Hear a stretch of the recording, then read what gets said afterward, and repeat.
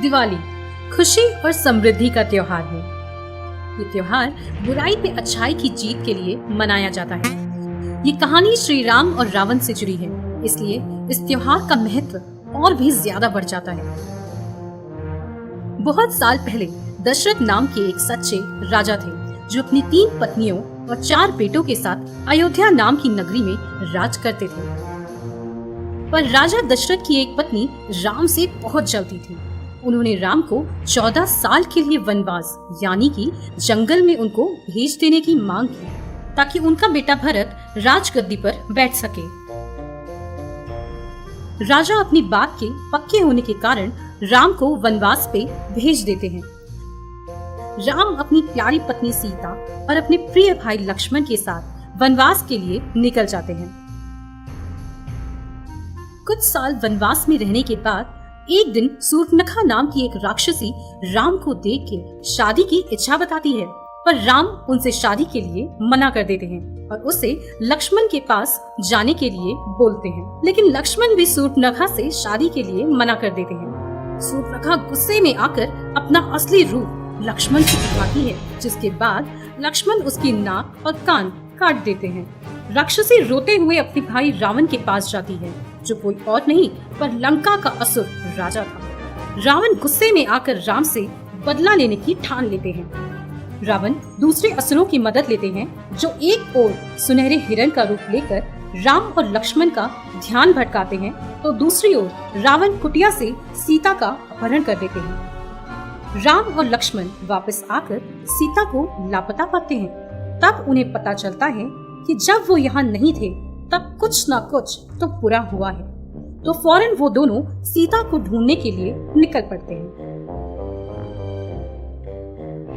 रास्ते में उनको वानरों और भालुओं की सेना मिलती है, जो उनकी मदद करने के लिए तैयार हो जाती है। उनमें से एक वानर का नाम था हनुमान, जिसने राम की हमेशा सेवा करने का प्रण लिया था।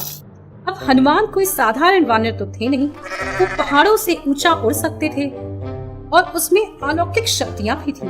वो एक ही छलांग में पूरा समंदर पार कर सकते थे, इसलिए वो राम के सबसे प्यारे मित्र बन जाते हैं। वो हनुमान ही थे जो रावण की लंका के एक सुंदर बागीचे में सीता को बंधा पाते हैं। हनुमान सीता से वादा करते हैं कि राम उनको छुड़ाने के लिए जल्द ही आएंगे। वो फिर राम के पास सीता का पता लेकर आते हैं, जिसके बाद राम अपनी वानर और भालुओं की सेना को लेकर लंका के लिए रवाना हो जाते हैं। जल्दी ही दोनों शक्तिशाली सेनाओं के बीच में जंग छिड़ जाती है। राम की सेना असुरों की सेनाओं को मार देती है, सिवाय रावण के। इसलिए अब ये जंग सिर्फ राम और रावण के बीच में रह जाती है। राम रावण को अपनी गलती सुधारने का और सीता को लौटाने का एक आखिरी मौका देते हैं, लेकिन रावण तो राम पर हथियारों की बारिश कर देते हैं। राम भी लगातार रावण पर प्रहार करते रहते हैं, पर फिर भी वो रावण को हरा नहीं पाते। आखिर में रावण के भाई विभीषण राम को बताते हैं कि रावण की सबसे बड़ी कमजोरी उसकी नाभि में है, जिसके बाद भगवानों का दिया हुआ तीर राम रावण की नाभि में मारते हैं, जिससे रावण की मृत्यु वहीं हो जाती है। आखिर में राम और उनकी प्यारी पत्नी सीता फिर से एक हो जाते हैं। 14 साल का वनवास पूरा करके राम, सीता और लक्ष्मण अपने घर और अपने राज्य लौट आते हैं।